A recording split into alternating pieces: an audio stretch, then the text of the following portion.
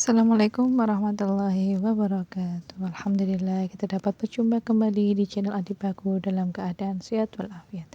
Kedua kalinya salawat dan salam semoga Allah limpahkan kepada Nabi kita Nabi Muhammad SAW, dan semoga kita semua mendapat syafaatnya kelak di yaumul qiyamah. Amin amin ya rabbal alamin. Para audien Adipaku yang dirahmati Allah, marilah kita sesama menyaksikan kajian Guspa dari awal hingga akhir supaya tidak menimbulkan kesalahpahaman. Selamat menikmati. Assalamualaikum warahmatullahi wabarakatuh. Itu cara berpikir nuruti nafsu, itu yang bahaya. Makanya Quran ngeritik ara'aita man ittakhadha ilahahu hawa. Orang yang cara berpikir itu nuruti hawa nafsu. Kalau zaman Nabi, zaman sahabat, zaman ulama itu enggak seperti itu. Sehingga cara berpikir itu mudah. Makanya kata Nabi, absyiru ya ma'syaral muslimin, kata. Kamu harus senang ya ma'syaral muslimin. Allah sekarang buka pintu langit yang sebelumnya enggak pernah dibuka. Dan Allah yubahi bikum malaikatah, dan Allah membanggakan kamu kepada para malaikat. Kenapa? Umatnya Muhammad, umatnya Rasulullah Muhammad SAW, itu kalau sampean kepingin mati setiap saat itu baik, itu resepnya gampang kata Nabi. Addu faridotan wantadzoru ukhra. Jadi Allah memberitahu, ya Muhammad, umatmu ini luar biasa. Jadi misalnya tadi kita sholat subuh, ditanya, Bahak kamu sekarang ngapain? Nunggu sholat duhur ya. Setelah sholat duhur ditanya lagi, nunggu apa? Asar. Sehingga faman kanat hijratuhu ila Allah wa rasulih fa hijratuhu ila Allah. Jadi kalau ya sudah ini tak ijazahkan. Kalau setelah sholat subuh nunggu apa? Duhur. Setelah duhur nunggu. Sehingga ketika kita mati itu statusnya penunggu sholat. Tapi kamu kan enggak miskin. Kenapa? Penunggu kaya. Ya itu enggak masuk surga itu. Penunggu kemapanan. Berarti kan menunggu sesuatu yang seleranya nafsu. Beda kalau penunggu sholat. Berarti kamu di dunia menunggu ritual ibadah. Maka di antara ijazahnya Nabi apa? Addu faridotan wantadzoru ukhra. Melakukan satu fardu. Kemudian kita menunggu tugas berikutnya. Jadi niati saja setelah subuh nunggu apa? Duhur. Setelah duhur, meskipun kita di perapatan, apa? Nunggu asar. Ya. Tapi ya asar betul, jangan nunggu tok pas asar enggak. Jadi sebetulnya umat ini gampang sekali. Jadi di antara kebanggaan Allah, yubahi itu Allah bangga dengan malaikatnya adalah umat ini adalah addu faridotan wantadzoru ukhra, melakukan satu fardu kemudian menunggu fardu yang lain. Dari mengkhidmati kampus, ingin mengkhidmati masyarakat, dari satu masyarakat lokal Semarang menjadi sampai sekarang sampai Banjarmasin, Unisula mau bikin kampus di sana terus gitu. Dari satu tugas ke tugas yang lain.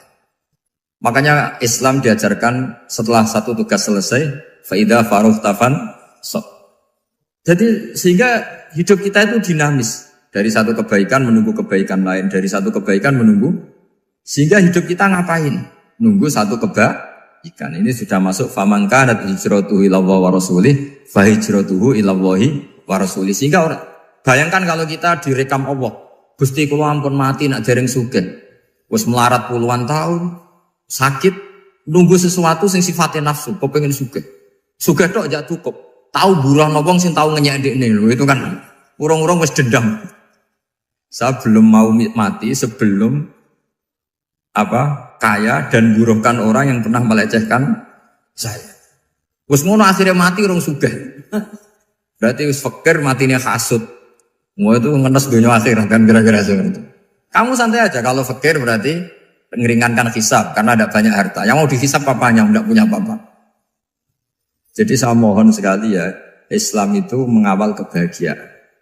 Sebab itu sampai bahagia itu menjadi perintah Islam, kul bi fadlillah wa bi rahmati fa bidzalika falyafrahu. Karena dengan bahagia bi taat diharapkan orang Islam itu tidak bahagia atau cari kesenangan lewat jalur apa Mas. Sehingga ciri utama wali apa? Ala inna awliya Allahi la khaufun alaihim walahum yahzanun. Sehingga ulama dulu itu rileks. Termasuk yang saya ceritakan tadi, Imam Ahmad, Imam Syafi'i, itu melihat apa saja rileks. Ya tadi kalau disenangi orang ya barokah, punya kawan kebaikan, Nak dineng ya barokah, barokah dineng di gedingi tonggo rada utang, ngeranjuk tulo gitu. Jadi rileks saja. Masyhur itu Imam Syafi'i ngendikan waman asaa ilaika faqat atlakoka. Orang yang berbuat buruk sama kamu, hakikatnya adalah membebaskan kamu. Atlako itu apa? Membebaskan. Enak gak jadi hidup gitu? Kalau kamu kan enggak, kok gedeng aku salahku apa? Malah kamu ujub tuh, orang kok gak tahu salahnya. Kamu jadi suami, istrinya ngomel, kurang apa saya sebagai suami? Ya kurang banyak, enggak ganteng, enggak kaya, enggak ini. Malah kalau diterangkan malah parah toh. Ya sudah rileks saja, kalau dia ngomel ya tadi, alhamdulillah dapat pahala tanpa apa? Biaya. Terus ngomel kan butuh energi, paling yang enggak kuat 3 jam. Nanti juga berhenti apa? Terus ambil nilai positifnya, misalnya ngomel sama suaminya, bagus lah. Kalau ngomel sama tetangga malah kayak apa gitu aja. Jadi ulama dulu itu gampang sekali melihat hidup. Rasulullah ya gitu, melihat hidup tuh gampang saja. Ketika tanya, ya Aisyah apa ada sarapan? Tidak ada ya Rasulullah, ya sudah saya tak puasa. Jadi enteng saja. Kadang-kadang beliau ingin puasa ya puasa sunat, ada sarapan nggak jadi puasa. Rileks. Nabi itu rileks. Kalau ngajari kebaikan juga rileks. Nah sekarang itu banyak orang yang karena mungkin kurang baca, Islam itu kayak jadi aturan yang bengis, yang repot, yang mengekang. Itu tidak seperti itu. Yuridu wa bikumul yusra wala yuridu bikumul usra. Allah menghendaki agama ini mudah. Sehingga ada sahabat di Imami Mu'ad itu baca Baqarah. Sahabat ini pekerja petani, mufarokoh ditinggal. Ketika Mu'ad lapor, ya Rasulullah ini ada orang munafik, tengah-tengah sholat mufarokoh saya ditinggal. Yang disalahin itu tidak yang ninggal tapi Mu'ad. Afattanun anta ya Mu'ad, kamu itu tukang fitnah. Masa ngimami petani pakai surat Baqarah? Jadi yang disalahkan ini imamnya. Kalau kamu jadi imam, sholatnya ya yang cepat. Makanya terus banyak orang kecepatan karena tadi. Jadi Nabi itu enteng sekali. Jadi apa ya, Nabi itu beda dengan yang kita bayangkan beda. Nabi pernah ngaji di masjid, kemudian ada tetangga lewat pakai cangkul ke kebun. Semua sahabat gerutu. Ini orang tidak benar, ada Nabi ngaji ditinggal saja ke kebun, tidak ikut ngaji. Jawabannya Nabi tidak, itu bagus itu ikut sunnah saya. Kenapa ya Rasulullah? Dia kerjanya nyari halal. Dan untuk menghidupi keluarganya itu juga ajaran saya. Sehingga yang ngaji ya ajarannya Nabi, yang enggak ngaji karena kerja mencukupi keluarga juga ajarannya Nabi. Segampang itu. Kalau kayaknya kamu kan, wes gak roh akhlak kan gitu. Nabi rileks saja nek gini. Sampai bisa lihat itu di Ihya, di bab Fadhailul Kasbi. Makanya ini penting sekali supaya orang itu berpikir Islam atau mendakwakan Islam itu berdasar sanad. Ya, yang muttasil yang pernah dilakukan Rasulullah SAW. Sesuatu yang dilarang Allah itu pasti madhar. Maka untuk melarang seseorang bergantung sama narkoba misalnya atau hal-hal yang bahaya pada fisik, itu satu tentu bagi ahlullah, tentu karena takut Allah. Tapi banyak masyarakat yang memang benar-benar bisa meninggalkan narkoba karena efek buruknya ganja. Bahwa itu mengakibatkan sakau, mengakibatkan tidak sadarkan diri, mengakibatkan kebangkrutan ekonomi macam-macam. Sehingga mereka benar-benar benci sama yang namanya narkoba. Jadi di antara manhajul Quran itu kalau mentakbih, memburuk-burukkan maksiat itu mesti dikritik innahu kana fahisyah. Innahu kana fahisyata wa maqta wa sa'a sabila. Innahu kana fahisyata wa sa'a sabila. Diulang beberapa kali. Sehingga dibutuhkan kecakapan untuk menganggap satu hal yang buruk itu fahsyah, sesuatu yang enggak rasional, sesuatu yang tidak positif, sesuatu yang pasti berdampak negatif.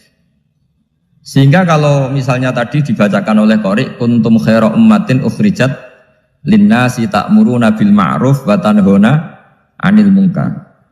Untuk berhenti dari kemungkaran itu satu takbihun litil kal mungkar atau litil kal mungkarat, bahwa mungkarat itu kita cap, kita stigmasi bahwa itu buruk sekali. Seperti Nabi mengajarkan pemuda tadi, masa kamu suka ibu kamu digitukin lelaki lain, putri kamu, bulik kamu, bude kamu, sehingga orang ini pikirannya termindset betapa buruknya zina. Sama seperti kita sukses memindset betapa buruknya narkoba, betapa buruknya bahan-bahan terlarang. Begitu juga seterusnya, terus pengkhianat dan sebagainya. Tapi problem manusia adalah dia itu akan mencari kebahagiaan atau kesenangan sesaat. Maka caranya gimana? Keinginan senang lewat maksiat ini dilawan dengan nyaman dengan taat. Saya ulang lagi, nyaman dengan taat. Sehingga ulama dulu punya kalimatul munajat, artinya kalimat hubungan pribadi sama Allah yang menjadikan orang itu nyaman. Dan ini yang diajarkan kitab-kitab tasawuf. Kitab tasawuf itu sukses mengajarkan melihat alam raya ini semuanya nyaman, termasuk yang mengecewakan. Itu dianggap nyaman. Saya berkali-kali mengajarkan ilmu ini karena ini musalsal ila Rasulillah SAW. Itu pernah suatu saat Imam Ahmad itu dipanggil sama tetangganya, anak muda. Tentu Imam Ahmad ini orang yang sangat soleh, sangat waroi, sangat tunduk sama perintahnya Allah dan Rasul. Pemuda tadi manggil, ya Ahmad, datang ke rumah saya. Imam Ahmad datang. Setelah sampai ke pemuda tadi, sudah pulang lagi, saya tidak butuh kamu. Pulang lagi. Setelah sampai rumah dipanggil lagi, ya Ahmad, datang lagi. Datang lagi. Oh, saya tidak jadi butuh, pulang lagi. Sampai 3 kali. Dan itu perangai ekspresi Imam Ahmad itu, atau ulama lain yang sesoleh beliau, itu nyaman, indah. Beliau tetap senyum-senyum, nyaman. Beliau tidak tersinggung, tidak terprovokasi, pokoknya tidak tersinggung, kelihatan nyaman. Lama-lama pemuda ini terus tanya, ya Ahmad, kamu saya perlakukan seperti ini kok tidak tersinggung? Kamu senyum-senyum saja, happy-happy saja. Jawabnya Imam Ahmad itu unik. Wahai pemuda, saya kamu panggil itu senang sekali. Karena kata Nabi, kalau kamu iman dengan Allah dan Rasul, maka hormatilah tetangga. Jadi saya senang. Karena nuruti perintah Allah untuk menghormati tetangga. Jadi tidak ada urusannya dengan kamu. Kagetnya kayak apa? Jadi dipanggil tetangga ya senang karena melakukan perintahnya Allah dan Rasul, yaitu ikramul jar, fal yukrim jarum. Disuruh pulang, kamu ingin saya pulang, ya saya pulang. Disuruh datang, ya saya datang. Jadi saya tidak tersinggung, saya tidak ada urusan dengan kamu. Urusan saya dengan Allah Subhanahu wa Ta'ala. Itu kalau bapak-bapak istrinya ngomel terus sabar itu ya bagus. Saya tidak punya urusan. Kalau kamu terprovokasi oleh istri, berarti kamu didikte oleh makhluk. Masa seorang rektor didikte makhluk? Kan tidak keren. Apalagi seorang habib didikte makhluk, kan tidak keren. Yang bisa mendikte kita hanya Allah Subhanahu wa Ta'ala. Dan Allah mendikte kita, mengajarkan kita wa ashiruhunna bil ma'ruf fa in karihtunna fa asa an takrahu shay'a wa yaj'alallahu fihi khairan katsira. Jadi cara melihat istri kita bawel gitu atau cerewet, alhamdulillah ini ada pahala tanpa modal, cukup sabar. Kalau istri kamu sedang mesra, malah mintanya ke mall, malah biayanya tinggi. Murah mana dapat pahala dimarahin sama saat mesra minta ke mall? Milih yang pertama kan? Nah ya itu tidak usah modal. Ya gitu aja. Jadi kalau istri sedang marah, bawel, anggap saja ini rezeki. Dapat pahala tanpa apa? Biaya. Nah kalau pas rukun malah nantang ke mall, biayanya malah tinggi. Jadi ulama dulu itu melihat dunia itu happy. Pernah Imam Syafi'i dikasih tahu, orang yang tadi nyium tangan kamu ya, itu di rumah menghujat Anda. Jadi dia sopan hanya di depan Anda, kalau di luar menghujat Anda. Jawabnya Imam Syafi'i lucu. Ya baguslah. Yang cerita ini kaget. Kenapa bagus ya Aba Abdillah? Kalau manggil Imam Syafi'i ya Aba Abdillah. Ya berarti saya masih wibawa, di depan saya tidak berani katanya. Jadi dipandang enteng saja. Jadi kalau kamu di depan kamu istri kamu tidak berani belanja, tidak ada kamu belanja banyak, anggap saja Anda wibawa. Jadi enteng saja. Pernah Imam Syafi'i dikasih tahu, separuh dari kampung Anda itu gak suka kamu. Ya baguslah. Kenapa? Oh nak rukun malah bakal utang katanya gitu. Kira-kira yang utang itu yang rukun apa yang neng-nengan? Yang rukun. Jadi enteng saja. Masyhur itu makalahnya Imam Syafi'i. Waman asa'a ilaika faqad atlaqaka. Orang yang berbuat buruk sama kamu berarti membebaskan kamu. Kalau saya sedang nenengan sama Habib Hasan Toha Putra, beliau naik Alphard nggak nawarin saya sah karena baru nenengan. Tapi kalau sedang rukun malah harus repot mana? Rukun sama tidak rukun? Repot rukun sebetulnya. Jadi Imam Syafi'i itu happy saja. Kalau sedang rukun sama tetangga ya dianggap rukun itu satu kenikmatan. Sedang tidak rukun ya dianggap satu kenikmatan. Jadi orang dulu itu serilek itu melihat dunia. Kalau kita kan enggak, ego. Wah saya ini suami kok dimarahin istri. Wah ini egonya bangkit. Padahal egonya bangkit itu ada kebodohan di situ. Yaitu seorang rektor didikte seorang istri, seorang makhluk. Apalagi kalau Anda daftar wali itu tidak akan jadi wali. Ini wali kok tunduk sama makhluk. Karena didikte apa? Makhluk. Maka Imam Ahmad ketika tetangganya bully gitu ya santai saja, beliau happy. Ketika pemuda tadi eskal janggal, kenapa kamu gak tersinggung ya Ahmad? Memangnya saya harus tersinggung gimana? Kan panggil tidak jadi, tak panggil tidak jadi. Hei pemuda, saya ini tidak punya urusan dengan kamu. Saya nuruti kamu karena perintahnya Allah. Saya senang melakukan perintah Allah, harus berbaik sama kamu. Sampai 3 kali. Ajarkan Muhammad atau katakan Muhammad pada umatmu, sebaiknya atau seharusnya mereka hanya gembira dengan melihat fadlnya Allah dan rahmatnya Allah. Ini harus kita pahami mulai dari konstruksi yang paling pokok, yaitu akidah. 2 ahwal. Ahwal itu 1 perilaku sosial. 3 mutamimat, sesuatu yang tidak pokok, tapi kita butuhkan dalam mengawal hidup ini. Saya beri contoh, itu sampai maksiat, itu karena cari kesenangan. Misalnya baru penat itu, ingin seneng, ada orang yang macam-macam lah, ingin melihat maksiat, apa itu pornografi, apa nyabu, apa macam-macam. Itu sebetulnya agama punya konsep yang luar biasa, yaitu seharusnya seseorang itu gembira. Gembira dengan ketaatan. Lalu pertanyaannya caranya gembira gimana? Gembira itu mudah. Jadi misalnya kamu sujud sama Allah Subhanahu wa taala. Terus cara berpikir begini. Ini sekaligus ijazah. Cara berpikir begini. Ya Allah, ini kata Sayyidina Ali, kafani izzan an aku nalaka abdan, wa kafani fakhron an takuna li robban. Ya Allah, betapa sialnya saya, andaikan saya jadi budak dari makhluk yang sama.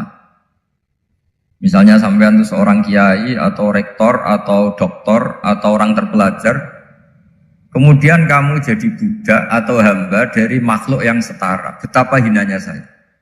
Maka kata Sayyidina Ali, ya Allah saya ini cukup bahagia, cukup bangga. Karena jadi budak, jadi hamba dari zat yang super atau yang maha super. Jadi kok Allah Subhanahu wa ta'ala. Sehingga ada kebahagiaan yang luar biasa karena menjadi hambanya Allah Subhanahu wa ta'ala.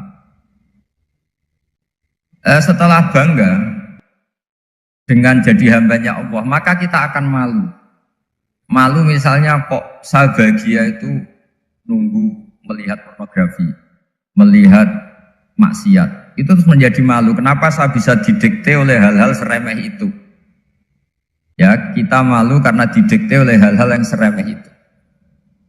Karena kita didikte oleh nafsu. Jadi izzatun nafsi, satu harga diri seseorang itu harus dihidupkan untuk hanya tunduk kepada Allah SWT. Sehingga Nabi itu melatih satu logika tarkul ma'asi. Nabi itu dulu ketika ada seorang pemuda yang ya karena mungkin pemuda ya, dia itu mau masuk Islam, tapi uniknya kata pemuda tadi, saya masuk Islam tapi asal dibolehkan bebas zina. Jadi ini agak sableng gitu. Jadi mau masuk Islam syaratnya dibolehkan apa? Zina atau free sex gitu. Karena orangnya agak hiper. Itu Nabi tidak langsung mengancam dengan neraka enggak. Ketika mau pamit gitu semua sahabat melarang. Mah itu jangan, kamu jangan sowan Nabi, itu permintaan yang nggak masuk akal. Setelah lama ditahan, terjadi kegaduhan di masjid, Nabi dengar, itu ada apa itu? Itu ada pemuda yang mau masuk Islam tapi yasta'dzinuhu fi zina. Tapi mereka minta izin Nabi untuk tetap boleh zina. Kata Nabi, pemuda itu suruh masuk, suruh menghadap saya. Ketika menghadap Nabi, saya ulang lagi ketika menghadap Nabi, Nabi mengajarinya itu luar biasa.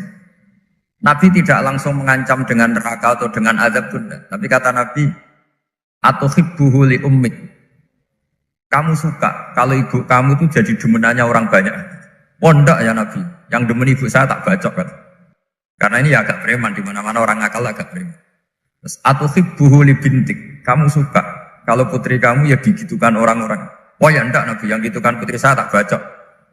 Atuhibbuhu li kholatik. Kamu suka kalau bule kamu digitukan. Atuhibbuhu li ammatik. Kamu suka kalau saudara bapak kamu digitukan. Nabi itu mengeset ya. Cara sekarang itu otak mungkin. Nabi itu meluruskan otaknya anak muda itu. Betapa buruknya zina. Cara bahasa Arab ditakbih. Betapa buruknya zina. Kamu suka kalau korbannya ibu kamu, putri kamu, bude kamu, bule kamu. Sehingga orang itu matur ya hasbuka ya Rasulullah, ini sudah cukup. Saya tidak pernah melihat sesuatu seburuk zina.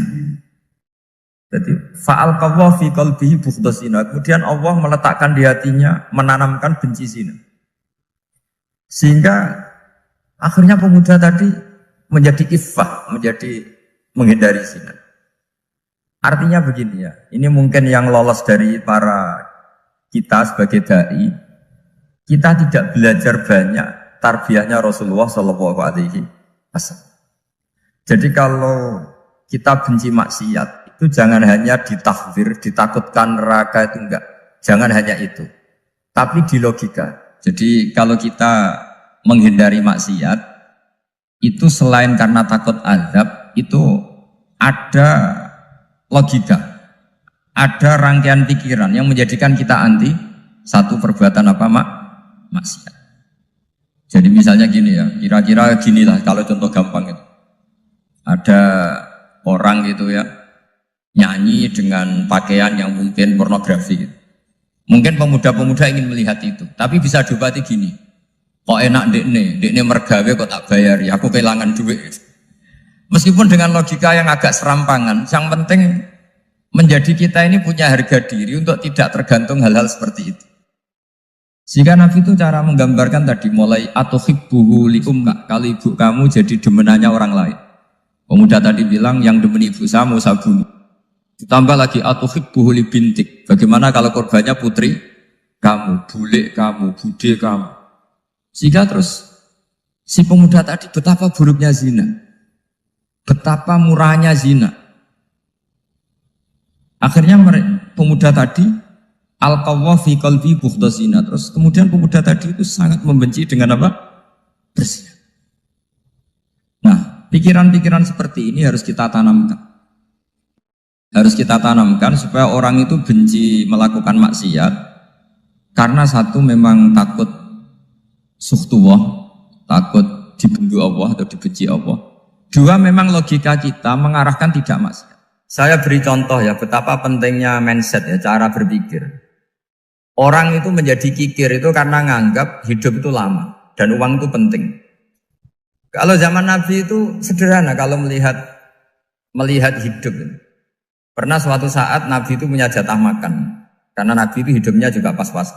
Jadi Nabi itu unik, beliau di satu sisi kaya raya, bisa ngurmat Abu Hurairah, Ammar, Suhaib.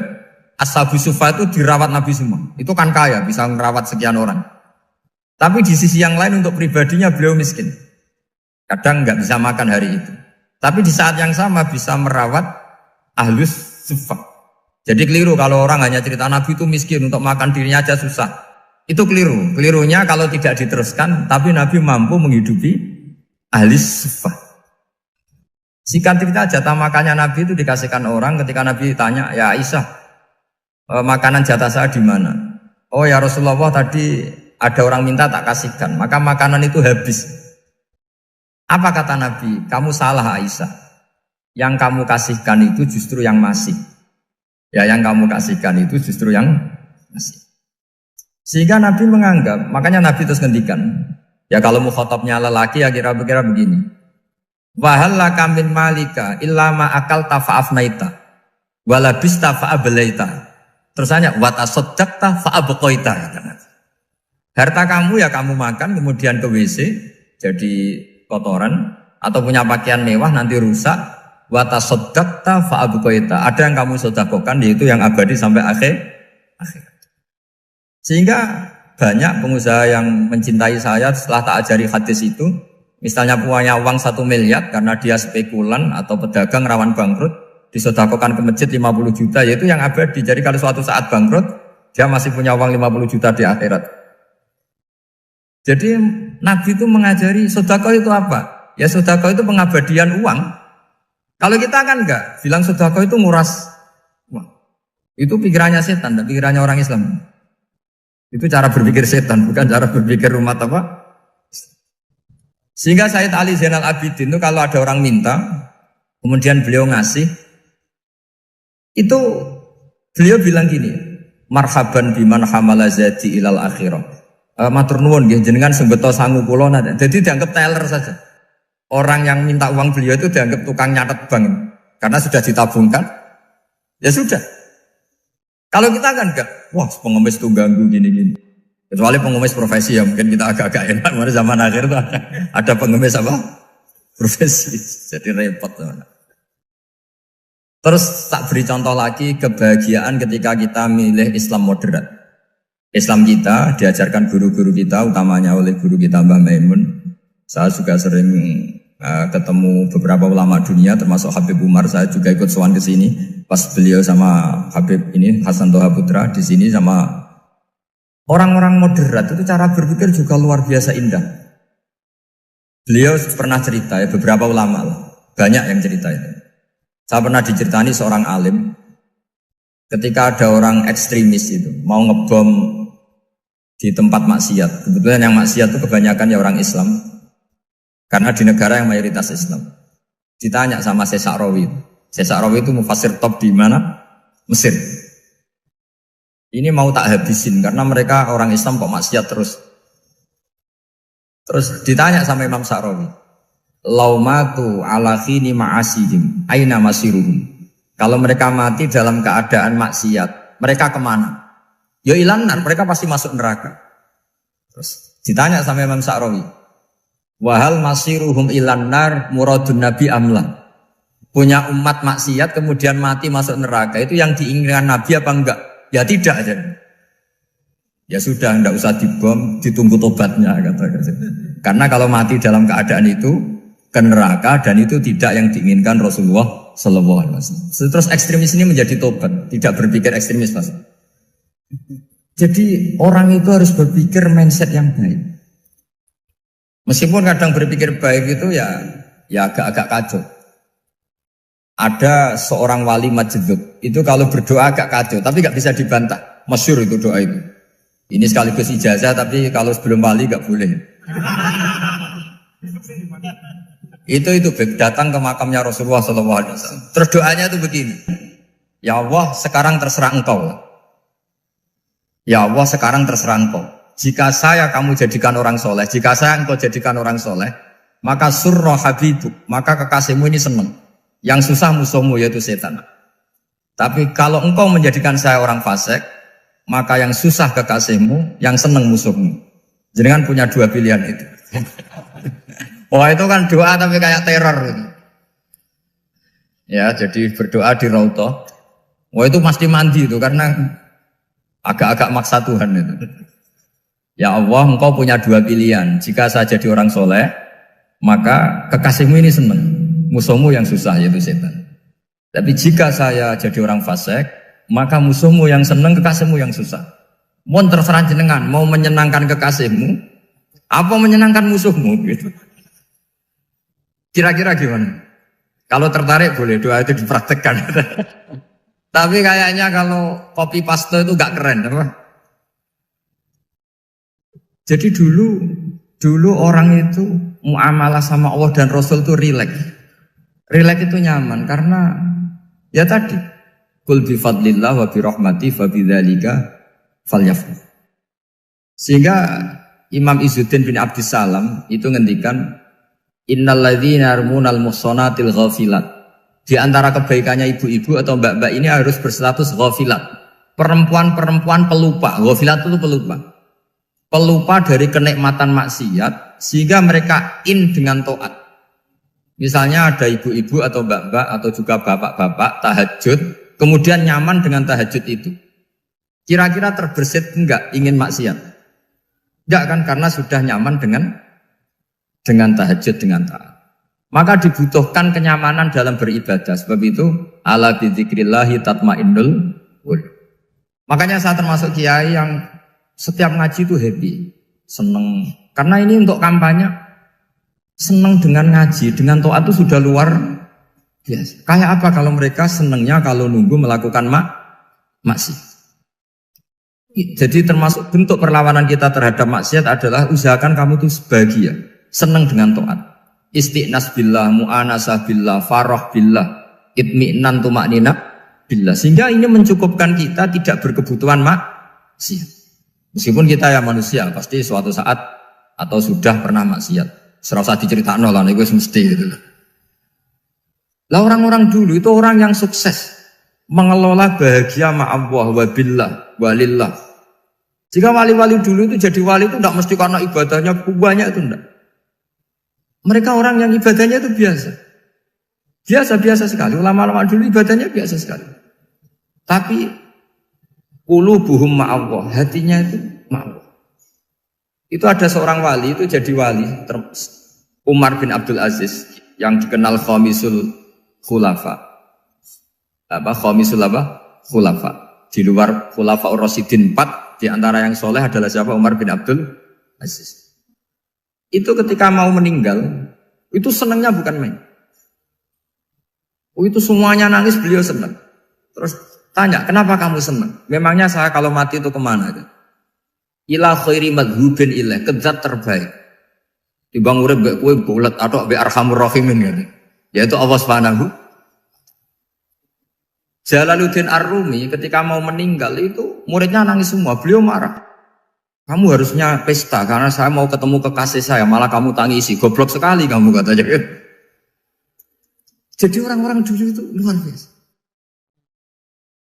Karena tadi mereka tidak ingin ketemu Allah itu dianggap problem. Harus sesuatu yang membahagiakan. Makanya wali-wali itu kalau berdoa begini. Wa khairu ayyami yauman alqa fih, dan jadikan hari terbaikku adalah hari ketika saya ketemu engkau ya. Pernah dengar doa itu? Wa khairu ayyami yauman alqa fih, dan hari terbaikku adalah hari saat ketemu engkau.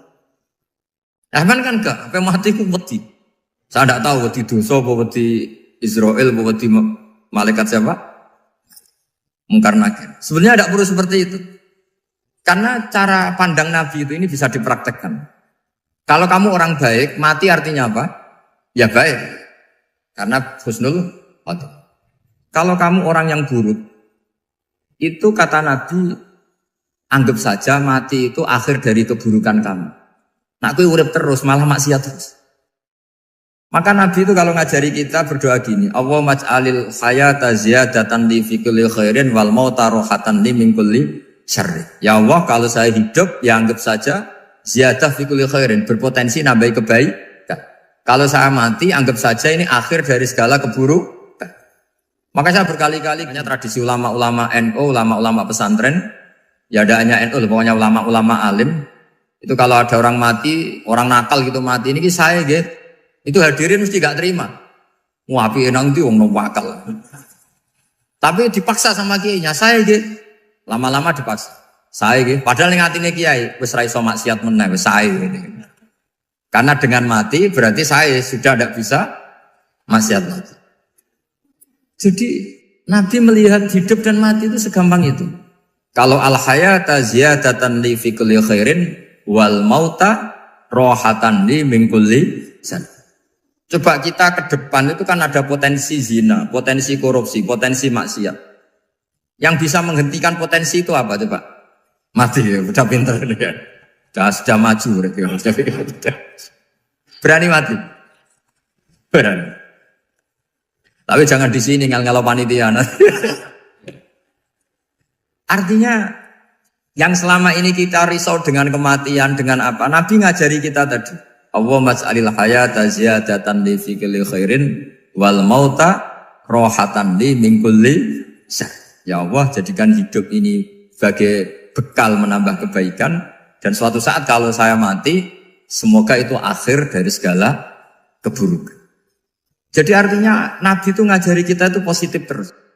Sama seperti ulamanya tadi. Nak lagi rukun mbek tonggo ya sanggep ae kanca keapian. Nak nenengan ben ra utang ngoten. Dadi pokoknya penak terus itu. Nak bojo lagi ngamuk, alhamdulillah gak ngajak blonjo. Napas rukun ya alhamdulillah kalau lagi rukun. Jadi gampang semua. Makanya ada seorang alim itu ngendikan begini, ada yang tanya. Saya tuh dulu ketika kaya, teman saya sering main ke saya. Setelah saya miskin gak ada teman-teman yang ke saya. Dikira si Habib ini kebetulan orangnya Habib itu mendukung keluhan dia. Ternyata enggak. Si orang alim itu bilang gini, malah bagus toh gitu. Kowe wis melarat buruhe wong. Ya sudah kamu miskin, buruhnya orang lain. Misalnya tukang manol di pasar atau tukang becak. Kemudian teman-teman kamu datang, malah kamu malu tuh jadi tontonan. Bagus kalau mereka lupa, pas kamu miskin gak ada yang lihat kata. Jadi apa ya, dianggap enteng saja gitu. Akhirnya orang ini gak jadi ngeluh. Selama ini kan kita ngeluh ya, ketika miskin teman-teman gak datang. Coba kalau mereka datang pas kamu buruh bikin botol di orang lain. Mantan bos buruh, malu gak? Milih datang kepada? Nggak lah, sudah bener itu. Jadi ulama dulu itu makanya sering baca biar tahu solusi hidup. Jadi ulama dulu itu gampang sekali melihat kehidupan itu. Gampang sekali, indah, gampang. Kebahagiaan ini pula yang harus kita latih dalam melakukan ketaatan.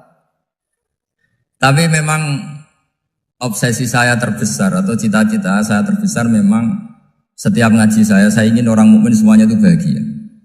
Dengan bahagia itu mereka tidak neko-neko ingin mencari kebahagiaan lewat jalur apa maksiat.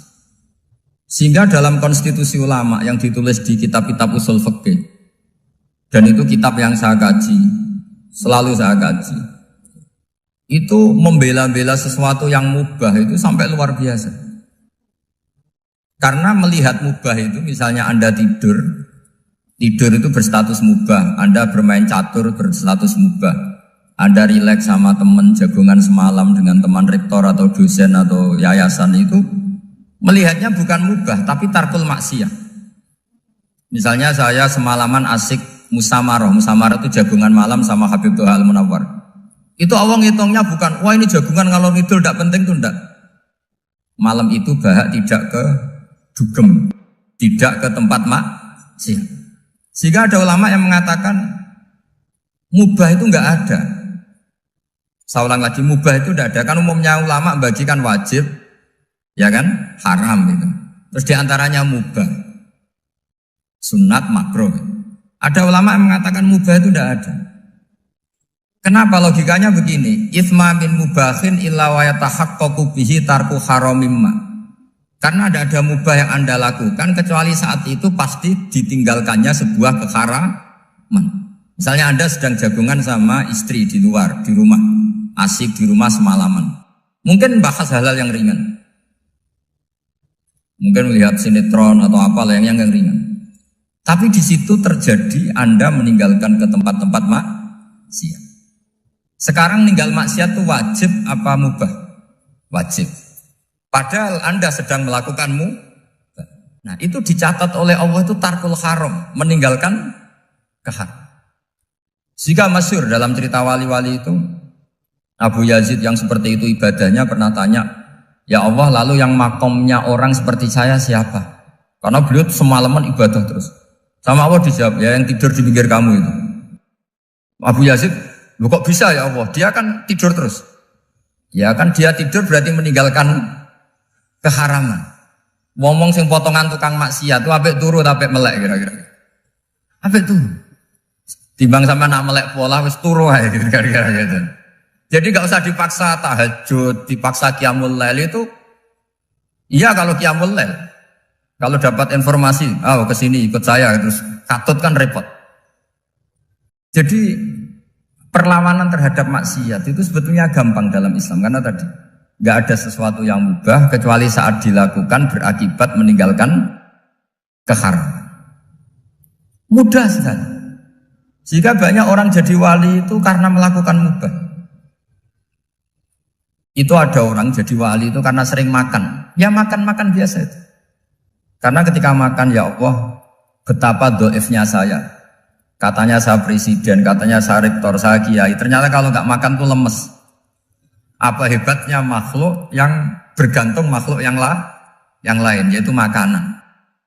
Nah karena seperti itu terus dia al-laja'illallah, terus dia sungkeman ning Allah. Betapa lemahnya saya. Sebab itu ketika Quran mengkritik dan dengan tanda kutip kemungkinan Tuhannya Isa bin Maryam, itu ngeritiknya sederhana Quran itu. Mal masih ibnu Maryam illa rasul qad khalas min qablihir rusul wa ummuhu siddiqah kana yaqulanit to'a. Isa itu tidak Tuhan, wong dia makan. Kamu kebayang enggak misalnya punya Tuhan, wah tadi Tuhan mampir ke rumah saya, dia lemes. Setelah tak kasih makan sehat lagi gitu. Itu kan enggak kebayang. Tapi Tuhan marung di rumah saya, lemes tak gratisin, kayaknya enggak punya uang gitu. Setelah makan, wah gairah lagi. Kebayang enggak punya Tuhan seperti itu. Sehingga Quran kalau gojlok sederhana, karena yakulanit to'a. Sehingga wali-wali itu kalau makan itu sadar lemahnya dirinya, betapa dirinya tergantung makanan. Sesuatu yang tergantung itu artinya tidak hebat, tidak Tuhan. Jadi untuk menjadi wali, untuk menjadi dapat ridhonya Allah itu sebenarnya sederhana. Termasuk ada cara jadi wali yang agak kacau, tapi ini ya benar, asal niatnya benar. Misalnya Unisula besar, ya kurang besar lagi. Kita sudah punya uang, kurang banyak uang lagi. Itu Nabi Ayub, itu kan seorang nabi. Pernah diuji Allah, ini ada di Sahih Bukhari. Nanti kamu tanya, hadisnya Sahih enggak? Ini ada di Sahih Bukhari. Kadang orang kota itu aneh, enggak ahli hadis tapi tanya, Sahih enggak? Padahal andai kan dibodohi Sahih, ya ngandel saja. Jadi kadang ya aneh. Oh enggak tahu kok tanya. Itu Nabi Ayub itu sudah kaya, pas itu sudah kaya. Bukan cerita yang masih miskin, memang sudah kaya. Beliau di kamar dihinggapin satu belalang dari emas. Setelah belalang itu dikejar, ternyata yang jenis itu banyak, semuanya dari emas. Ngambil sana sini, ini yang kesak ini dipenuhin, saku ini dipenuhin, sampai banyak. Sama Allah digojlok, kamu itu nabi saya, kenapa kamu mengumpulkan harta sebanyak itu? Kamu itu nabi saya kok rakus? Jawabannya, ya Allah, siapa yang bisa kenyang dari rahmatmu? Ya, jadi kalau kamu punya uang 1 miliar, kok ingin 1 miliar 100, ingin 1 miliar 200, itu cara ngitung bukan uang. Ya Allah, siapa yang bisa kenyang dari rahmatmu? Karena rahmat Allah tidak terbatas, sudah Gusti tenang saja. Meskipun saya gini, rahmat Anda tidak akan habis. Sehingga waroi ada ilmunya, tomak juga ada ilmunya. Termasuk ragus itu juga ada ilmunya. Misalnya begini, ini contoh rakus yang ada ilmunya begini. Ini saya beri contoh. Mungkin yang boleh niru orang-orang soleh, kalau nggak soleh jangan. Imam Syafi'i, ini cerita nyata. Imam Syafi'i itu dulu ketika ngaji masih muda, itu nggak suka sama guru yang kaya. Kebetulan dia punya guru miskin terus. Namanya Sufyan As-Tsauri, itu miskinnya Masya Allah. Sufyan bin Uyainah juga miskin. Jadi dia miskin, punya guru miskin terus. Sehingga idolanya ya sama guru-guru yang miskin. Suatu saat guru-guru ini menyarankan dia ngaji Imam Malik. Imam Malik itu kaya raya. Itu babutnya Imam Malik kalau diinjek, itu mata kakinya tidak kelihatan, saking halusnya. Kalah, Indonesia kalah. Itu Imam Malik tuh gaya. Kalau ngaji di kursi tinggi terus pakai bukhur itu, pakai jubah Arab yang mahal. Pokoknya mewah kali Imam Malik. Terus dia mulai ini kiai kok kaya.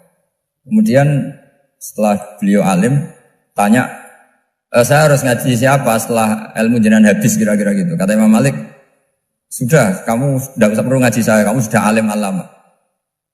Terus Imam Malik datang ke Baki. Zaman itu Baki itu semacam kayak rentalan ya, semacam Grab lah kalau dulu itu. mana kafilah yang mau ke Irak?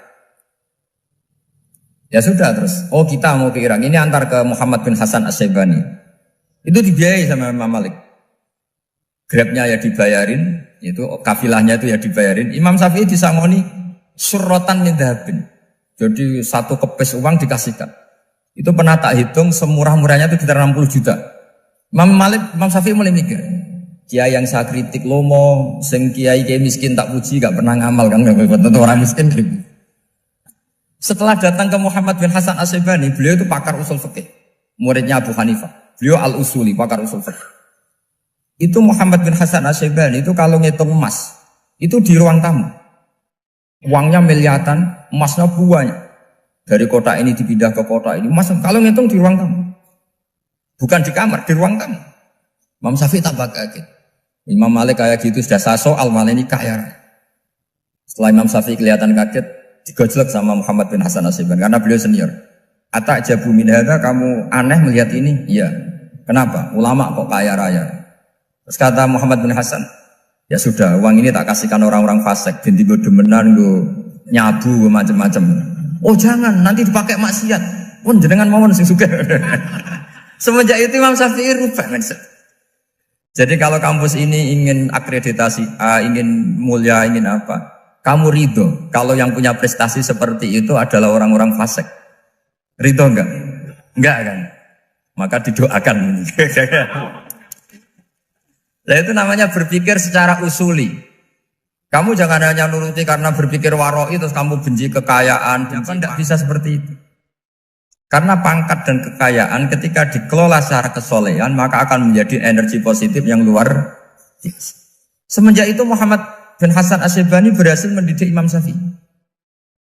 Sampai akhirnya keterusan Imam Syafi'i berpendapat kalau orang Islam bisa bikin rumah tingkat kok punya rumah reok itu haram. Akhirnya keterusan. Kalau bisa jadi bupati kok jadi ketua RT juga haram. Karena al-Islam ya'lu wala yu'la. Islam itu luhur bukan bisa diluhurin. Sehingga rata-rata orang Syafi'iyah termasuk kiai-kiai Indonesia itu rata-rata ya agak-agak politikus. Ya agak-agak kedonyan, mungkin sebagian kedonyan tenan gitu.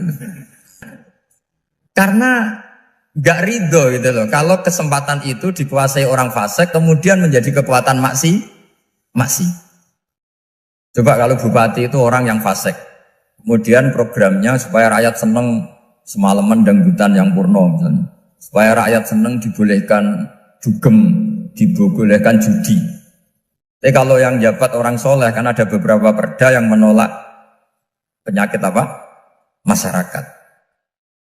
Jadi kamu jangan melihat bahwa kepangkatan ini hanya sebagai alat korupsi, alat otoriter, enggak. Asal kena orang soleh, maka ini menjadi energi kesolehan atau energi positif. Sebab itu ketika Allah muji para nabi yang soleh, diantaranya disifati apa? Faqad ataina ala Ibrahim al-kitab wal hikmata, terusannya wa atainahum mulkan azim.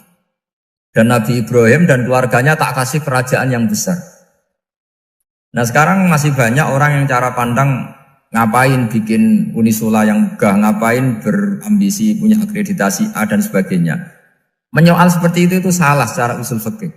Karena secara usul fikih kesempatan yang baik tentu harus diperjuangkan oleh orang-orang yang soleh. Karena ini supaya jadi otoritas yang positif. Itu dulu ada latihannya. Jadi orang dulu itu gampang sekali ketika milih miskin ditanya, kenapa miskin? Saya ingin hisab saya ringan. Tapi ketika mereka kaya, yang soleh, supaya harta ini tidak dipakai orang yang nanti dipakai maksiat.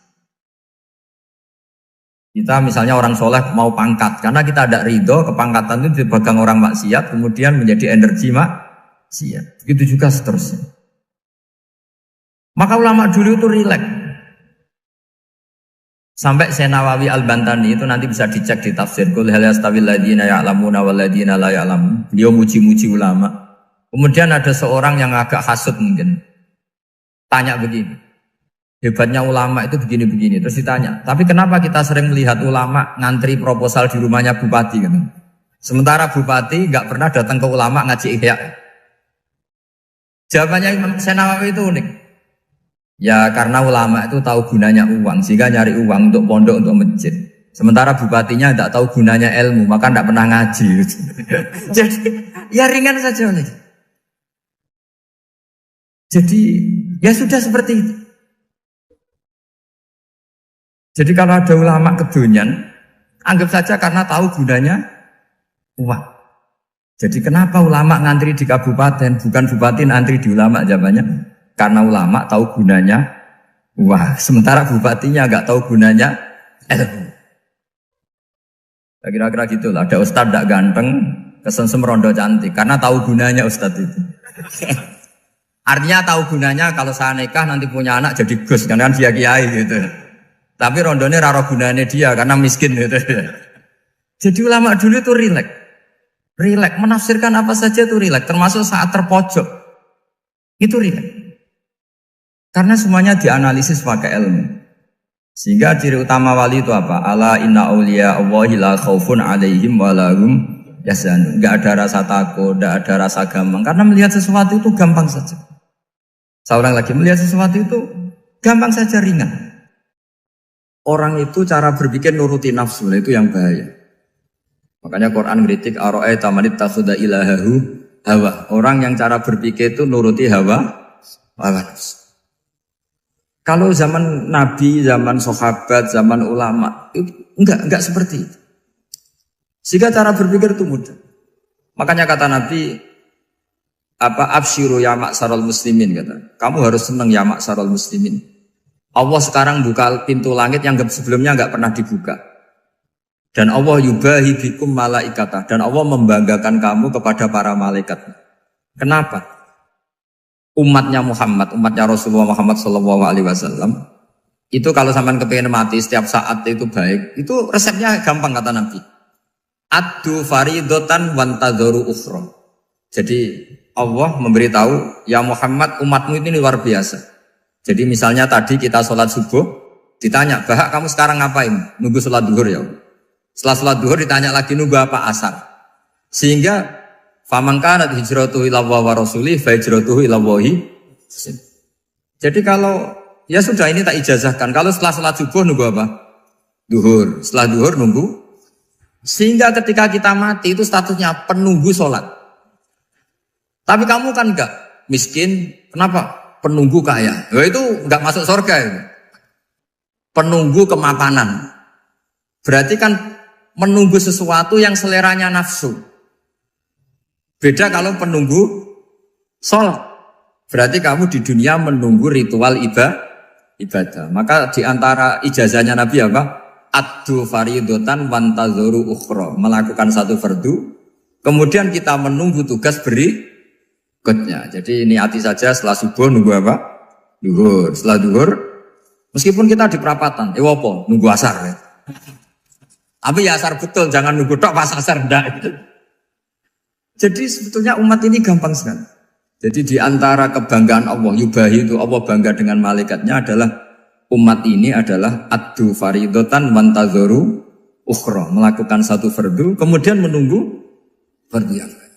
Dari mengkhidmati kampus, ingin mengkhidmati masyarakat. Dari satu masyarakat lokal Semarang menjadi sampai sekarang, sampai Banjarmasin. Unisula mau bikin kampus di sana, terus gitu. Dari satu tugas ke tugas yang lain. Makanya Islam diajarkan setelah satu tugas selesai, faida faruh tafan sok. Jadi sehingga hidup kita itu dinamis. Dari satu kebaikan menunggu kebaikan lain, dari satu kebaikan menunggu. Sehingga hidup kita ngapain? Nunggu satu kebaikan. Ini sudah masuk faman kanat hijratuhu ila Allah wa rasulih, fa hijratuhu ila Allah wa rasulih. Sehingga bayangkan kalau kita direkam Allah, Gusti kula ampun mati nak dereng sugih. Wis melarat puluhan tahun. Sakit, nunggu sesuatu sing sifatnya nafsu, kok pengen sugih. Sugih tok aja cukup. Tahu buruh wong sing tahu ngenyek ndekne lho, itu kan urung-urung wis dendam. Saya belum mau mati sebelum kaya dan buruhkan orang yang pernah melecehkan saya. Wis ngono akhirnya mati urung sugih. Berarti wis fakir matine hasud. Mau itu ngenes dunia akhirat kan kira-kira seperti itu. Kamu santai aja kalau fakir berarti meringankan hisab karena ada banyak harta. Yang mau dihisab papanya, tidak punya apa-apa. Jadi saya mohon sekali ya, Islam itu mengawal kebahagiaan. Sebab itu sampai bahagia itu menjadi perintah Islam, qul bi fadlillah wa bi rahmati fa bidzalika falyafrahu. Karena dengan bahagia bi taat diharapkan orang Islam itu tidak bahagia atau cari kesenangan lewat jalur apa mas. Sehingga ciri utama wali apa? Ala inna awliya Allahi la khaufun alaihim wa lahum yahzanun. Sehingga ulama dulu itu rileks. Termasuk yang saya ceritakan tadi, Imam Ahmad, Imam Syafi'i, itu melihat apa saja rileks. Ya tadi kalau disenangi orang ya barokah, punya kawan kebaikan. Nak dineng ya barokah dineng di getingi tonggo rada utang, ngeranjuk tulung gitu. Jadi rileks saja. Masyhur itu Imam Syafi'i ngendikan, waman asaa ilaika faqat atlaqaka. Orang yang berbuat buruk sama kamu, hakikatnya adalah membebaskan kamu. Atlaqa itu apa? Membebaskan. Enak gak jadi hidup gitu? Kalau kamu kan enggak, kok gedeng aku salahku apa? Malah kamu ujub tuh, orang kok enggak tahu salahnya. Kamu jadi suami, istrinya ngomel, kurang apa saya sebagai suami? Ya kurang banyak, enggak ganteng, enggak kaya, enggak ini. Malah kalau diterangkan malah parah toh. Ya sudah rileks saja, kalau dia ngomel ya tadi, alhamdulillah dapat pahala tanpa apa? Biaya. Terus ngomel kan butuh energi, paling yang tidak kuat 3 jam. Nanti juga berhenti apa? Terus ambil nilai positifnya, misalnya ngomel sama suaminya, bagus lah. Kalau ngomel sama tetangga malah kayak apa gitu aja udah. Jadi ulama dulu itu gampang sekali melihat hidup. Rasulullah ya gitu, melihat hidup tuh gampang saja. Ketika tanya, ya Aisyah apa ada sarapan? Tidak ada ya Rasulullah, ya sudah saya tak puasa. Jadi enteng saja. Kadang-kadang beliau ingin puasa, ya puasa sunat, ada sarapan nggak jadi puasa. Rileks. Nabi itu rileks. Kalau ngajari kebaikan juga rileks. Nah sekarang itu banyak orang yang karena mungkin kurang baca, Islam itu kayak jadi aturan yang bengis, yang repot, yang mengekang. Itu tidak seperti itu. Yuridu wa bikumul yusra, wala yuridu bikumul usra. Allah menghendaki agama ini mudah. Sehingga ada sahabat di Imami Mu'ad itu baca Baqarah. Sahabat ini pekerja petani, mufarokoh ditinggal. Ketika Mu'ad lapor, ya Rasulullah ini ada orang munafik, tengah-tengah sholat mufarokoh saya ditinggal. Yang disalahin itu tidak yang ninggal tapi Mu'ad. Afattanun anta ya Mu'ad, kamu itu tukang fitnah. Masa ngimami petani pakai surat Baqarah? Jadi yang disalahkan ini imamnya. Kalau kamu jadi imam, sholatnya ya yang cepat. Makanya terus banyak orang kecepatan karena tadi. Jadi Nabi itu enteng sekali. Jadi apa ya? Nabi itu beda dengan yang kita bayangkan beda. Nabi pernah ngaji di masjid, kemudian ada tetangga lewat pakai cangkul ke kebun. Semua sahabat gerutu. Ini orang tidak benar. Ada Nabi ngaji ditinggal saja ke kebun, tidak ikut ngaji. Jawabannya Nabi tidak. Itu bagus itu ikut sunnah saya. Kenapa ya Rasulullah? Dia kerja nyari halal. Dan untuk menghidupi keluarganya itu juga ajaran saya. Sehingga yang ngaji ya ajarannya Nabi, yang enggak ngaji karena kerja mencukupi keluarga juga ajarannya Nabi. Segampang itu. Kalau kayaknya kamu kan, wes gak roh akhlak kan gitu. Nabi rileks saja nek gini. Sampai bisa lihat itu di Ihya, di bab Fadhailul Kasbi. Makanya ini penting sekali supaya orang itu berpikir Islam atau mendakwakan Islam itu berdasar sanad ya yang muttasil yang pernah dilakukan Rasulullah SAW. Sesuatu yang dilarang Allah itu pasti madharat. Maka untuk melarang seseorang bergantung sama narkoba misalnya atau hal-hal yang bahaya pada fisik, itu satu tentu bagi ahlullah, tentu karena takut Allah. Tapi banyak masyarakat yang memang benar-benar bisa meninggalkan narkoba karena efek buruknya ganja. Bahwa itu mengakibatkan sakau, mengakibatkan tidak sadarkan diri, mengakibatkan kebangkrutan ekonomi macam-macam. Sehingga mereka benar-benar benci sama yang namanya narkoba. Jadi di antara manhajul Quran itu kalau mentakbih, memburuk-burukkan maksiat itu mesti dikritik innahu kana fahisyah, innahu kana fahisyata wa maqta wa sa'a sabila, innahu kana fahisyata wa sa'a sabila, diulang beberapa kali. Sehingga dibutuhkan kecakapan untuk menganggap satu hal yang buruk itu fahsyah, sesuatu yang enggak rasional, sesuatu yang tidak positif, sesuatu yang pasti berdampak negatif. Sehingga kalau misalnya tadi dibacakan oleh Qori, kuntum khaira ummatin ukhrijat linnasi ta'muruna bil ma'ruf wa tanhauna 'anil munkar. Untuk berhenti dari kemungkaran itu satu takbihun litil kal mungkar atau litil kal mungkarat, bahwa mungkarat itu kita cap, kita stigmasi bahwa itu buruk sekali. Seperti Nabi mengajarkan pemuda tadi, masa kamu suka ibu kamu digitukin lelaki lain, putri kamu, bule kamu, bude kamu, sehingga orang ini pikirannya termindset betapa buruknya zina. Sama seperti kita sukses memindset betapa buruknya narkoba, betapa buruknya bahan-bahan terlarang. Begitu juga seterusnya, terus pengkhianat dan sebagainya. Tapi problem manusia adalah dia itu akan mencari kebahagiaan atau kesenangan sesaat. Maka caranya gimana? Keinginan senang lewat maksiat ini dilawan dengan nyaman dengan taat. Saya ulang lagi, nyaman dengan taat. Sehingga ulama dulu punya kalimatul munajat, artinya kalimat hubungan pribadi sama Allah yang menjadikan orang itu nyaman. Dan ini yang diajarkan kitab-kitab tasawuf.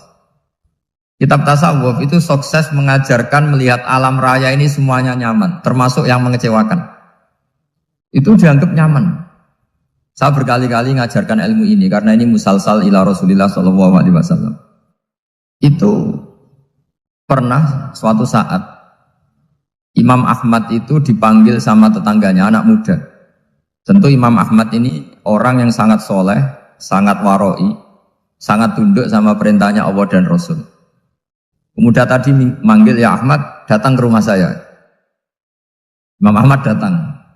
Setelah sampai ke pemuda tadi, sudah pulang lagi, saya tidak butuh kamu. Pulang lagi. Setelah sampai rumah dipanggil lagi, ya Ahmad, datang lagi. Datang lagi. Oh, saya tidak jadi butuh, pulang lagi. Sampai 3 kali. Dan itu perangai ekspresi Imam Ahmad itu atau ulama lain yang sesoleh beliau itu nyaman, indah. Beliau tetap senyum-senyum nyaman. Beliau tidak tersinggung, tidak terprovokasi, pokoknya tidak tersinggung, kelihatan nyaman.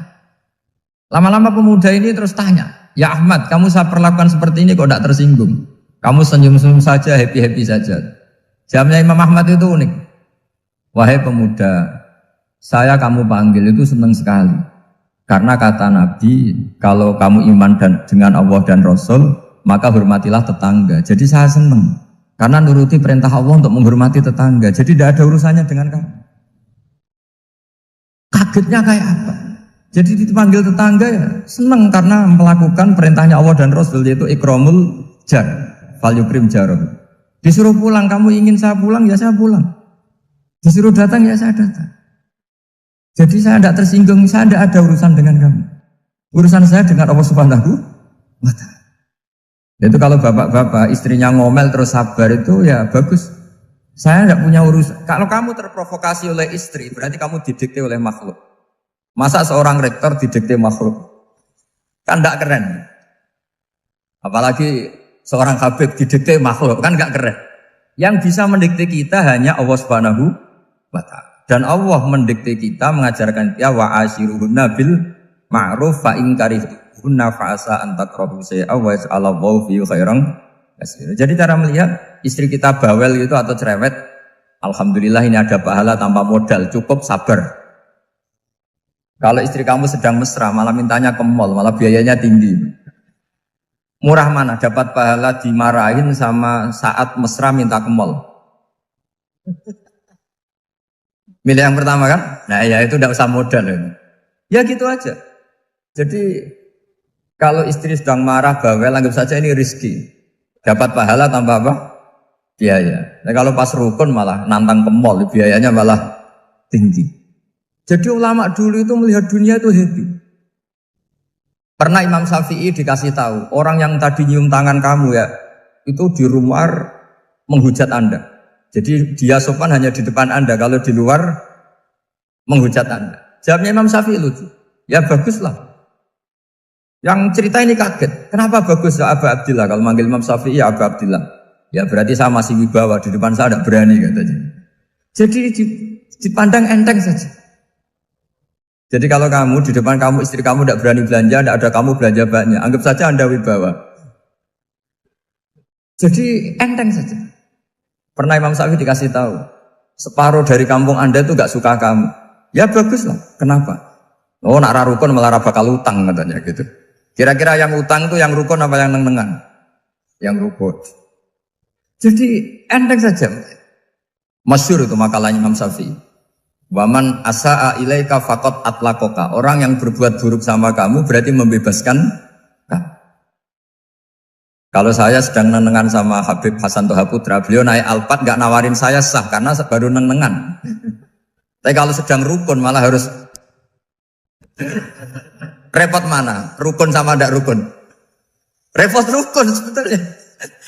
Jadi Imam Syafi'i itu happy saja. Kalau sedang rukun sama tetangga ya dianggap rukun itu satu kenikmatan. Sedang tidak rukun ya dianggap satu kenikmatan. Jadi orang dulu itu serilek itu melihat dunia. Kalau kita kan enggak, ego. Wah saya ini suami kok dimarahin istri. Wah ini egonya bangkit. Padahal egonya bangkit itu ada kebodohan di situ. Yaitu seorang rektor didikte seorang istri, seorang makhluk. Apalagi kalau Anda daftar wali itu tidak akan jadi wali. Ini wali kok tunduk sama makhluk. Karena didikte apa? Makhluk. Maka Imam Ahmad ketika tetangganya bully gitu ya santai saja beliau happy. Ketika pemuda tadi eskal janggal. Kenapa kamu gak tersinggung ya Ahmad? Memangnya saya harus tersinggung gimana? Kan panggil tidak jadi, tak panggil tidak jadi. Hei pemuda, saya ini tidak punya urusan dengan kamu. Saya nuruti kamu karena perintahnya. Saya senang melakukan perintah Allah harus berbaik sama kamu. Sampai 3 kali. Ajarkan Muhammad atau katakan Muhammad pada umatmu.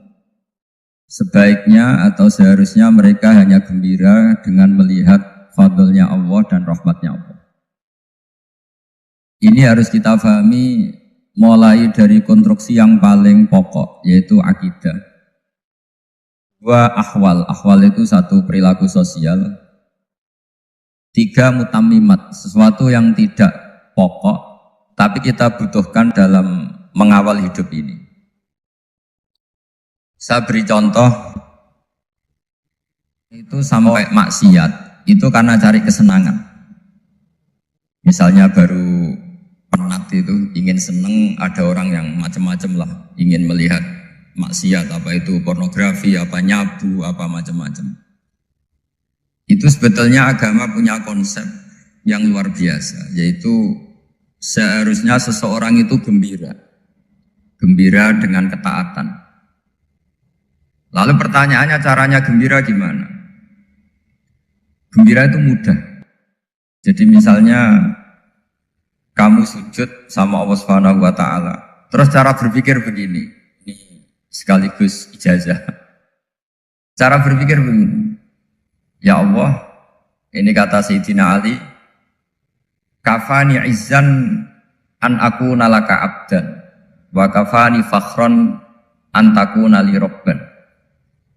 Ya Allah, betapa sialnya saya andaikan saya jadi budak dari makhluk yang sama. Misalnya sampean itu seorang kiai atau rektor atau doktor atau orang terpelajar, kemudian kamu jadi budak atau hamba dari makhluk yang setara. Betapa hinanya saya. Maka kata Sayyidina Ali, ya Allah saya ini cukup bahagia, cukup bangga karena jadi budak, jadi hamba dari zat yang super atau yang maha super. Jadi kok Allah Subhanahu wa ta'ala. Sehingga ada kebahagiaan yang luar biasa karena menjadi hambanya Allah Subhanahu wa ta'ala. Setelah bangga dengan jadi hambanya Allah, maka kita akan malu. Malu misalnya kok saya bahagia itu nunggu melihat pornografi, melihat maksiat. Itu terus menjadi malu. Kenapa saya bisa didikte oleh hal-hal seremeh itu? Ya, kita malu karena didikte oleh hal-hal yang seremeh itu. Karena kita didikte oleh nafsu. Jadi izzatun nafsi, satu harga diri seseorang itu harus dihidupkan untuk hanya tunduk kepada Allah Subhanahu wa Ta'ala. Sehingga Nabi itu melatih satu logika tarkul ma'asi.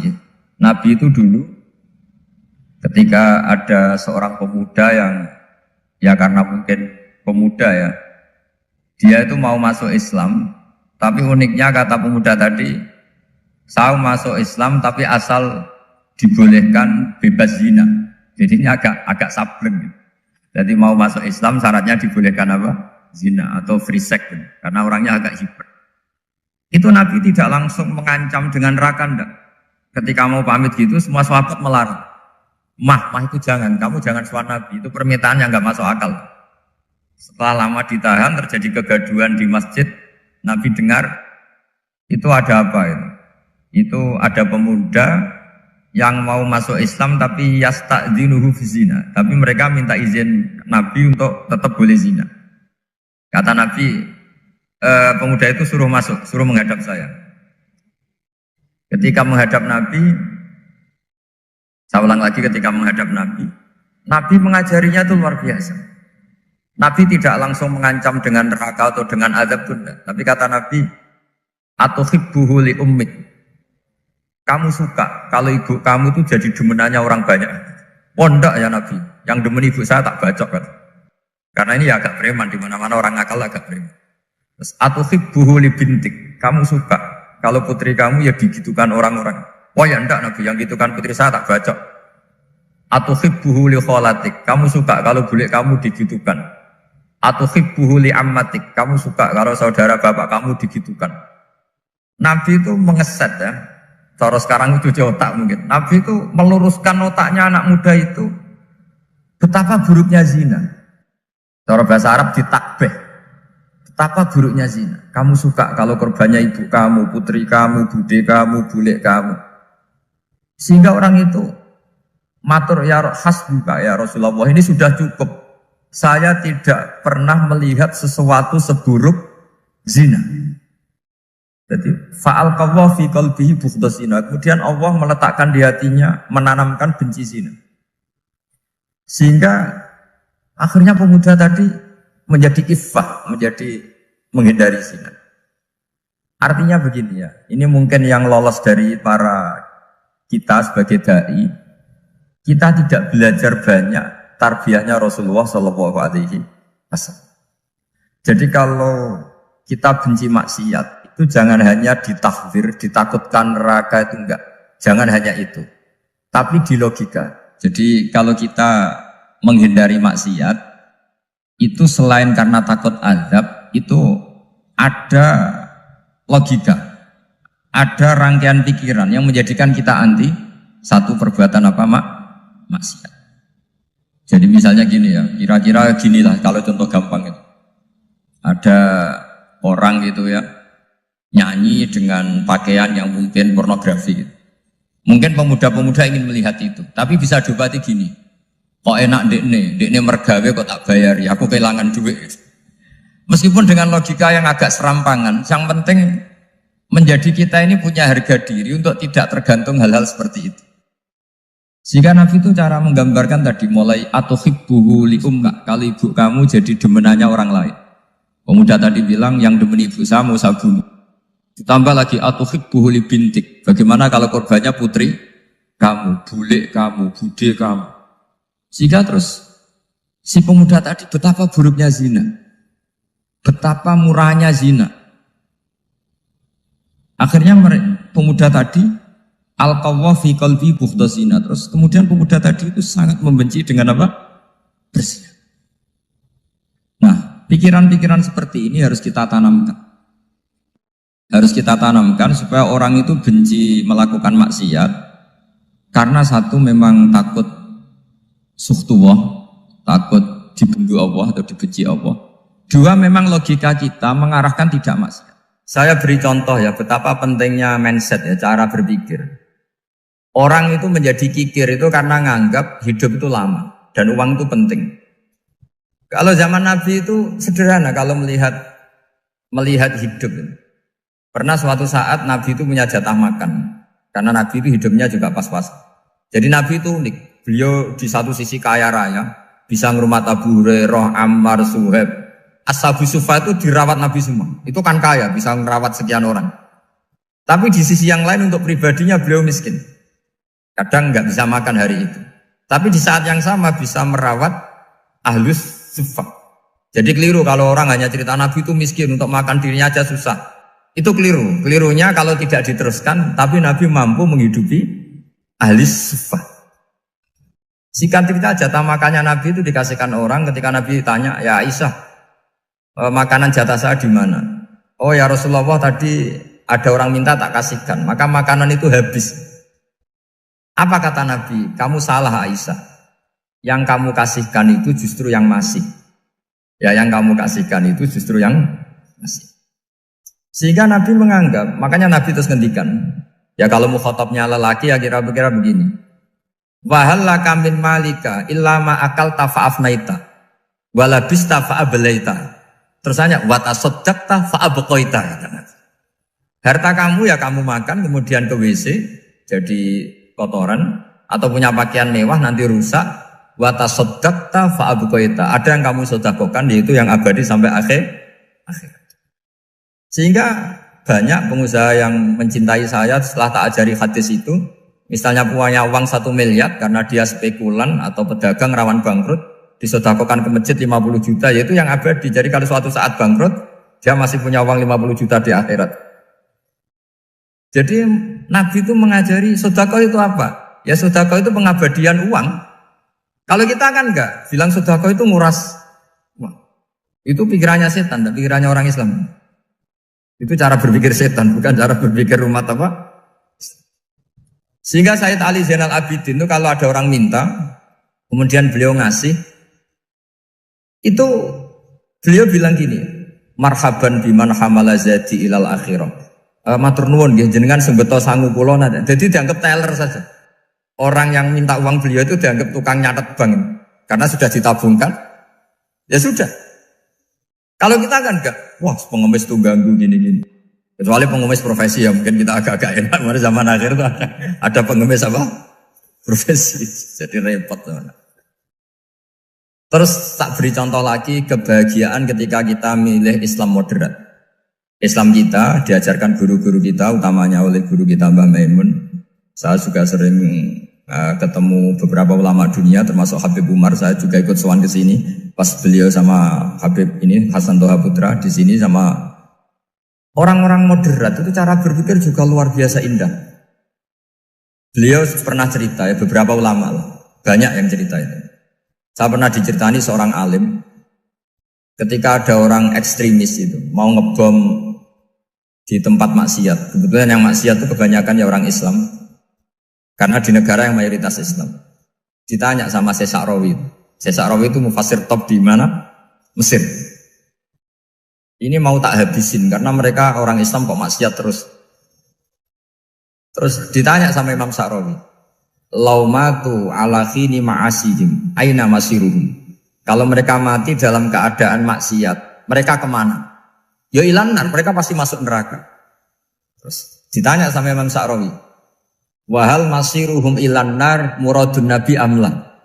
Punya umat maksiat kemudian mati masuk neraka, itu yang diinginkan Nabi apa enggak? Ya tidak aja. Ya sudah, enggak usah dibom, ditunggu tobatnya kata. Karena kalau mati dalam keadaan itu ke neraka dan itu tidak yang diinginkan Rasulullah Sallallahu Alaihi Wasallam. Terus ekstremis ini menjadi tobat, tidak berpikir ekstremis Mas. Jadi orang itu harus berpikir mindset yang baik. Meskipun kadang berpikir baik itu ya agak-agak kacau.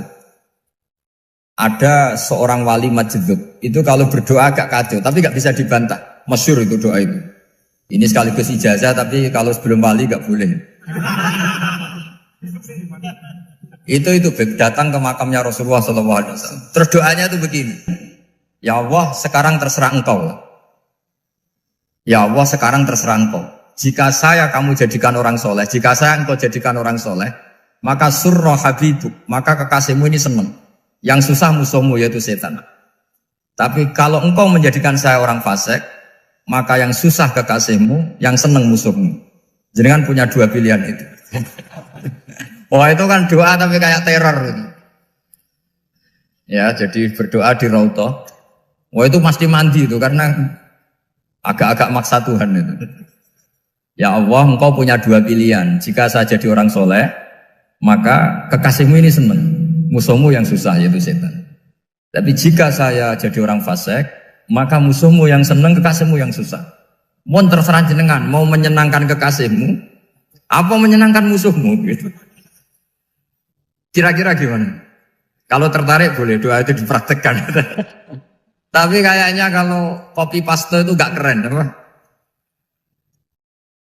Jadi dulu orang itu muamalah sama Allah dan Rasul itu rileks. Rileks itu nyaman karena ya tadi, qul bi fadlillah wa bi rahmati fa bidzalika falyafrah. Alhamdulillah kita telah menyaksikan kajian Kusba dari awal hingga akhir, dan semoga apa yang disampaikan beliau membawa kemanfaatan dan keberkahan untuk kita semua. Apabila ada kesalahan kami mohon maaf yang sebesar-besarnya. Akhir kata, wassalamualaikum warahmatullahi wabarakatuh. Jangan lupa bantuan like dan subscribe-nya teman-teman. Terima kasih, sampai jumpa kembali.